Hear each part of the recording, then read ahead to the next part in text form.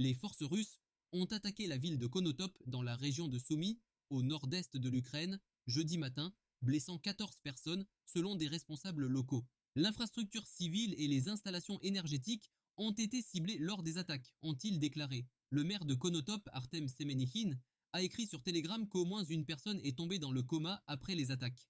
Le maire a rapporté que des parties de la ville sont restées sans électricité en raison de perturbations du réseau après les attaques.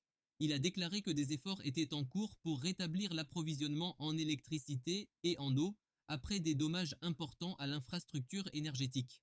L'administration militaire régionale a déclaré que la Russie avait utilisé des drones kamikazes de type Shahed lors de ces attaques.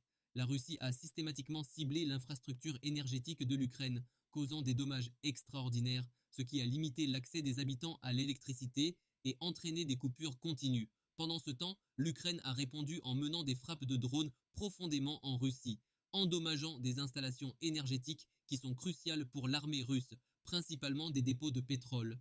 Ces attaques ont eu lieu quelques heures seulement après que le secrétaire d'État américain Anthony Blinken et son homologue britannique David Lammy ont quitté l'Ukraine après des réunions avec des responsables ukrainiens à Kiev lors d'une visite conjointe où ils ont annoncé une nouvelle aide pour l'Ukraine.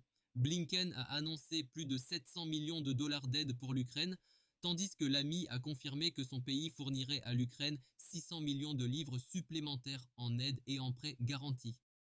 Ils ont également promis d'examiner rapidement la demande de l'Ukraine de lui permettre de mener des frappes profondes en Russie avec des armes à longue portée fournies à Kiev.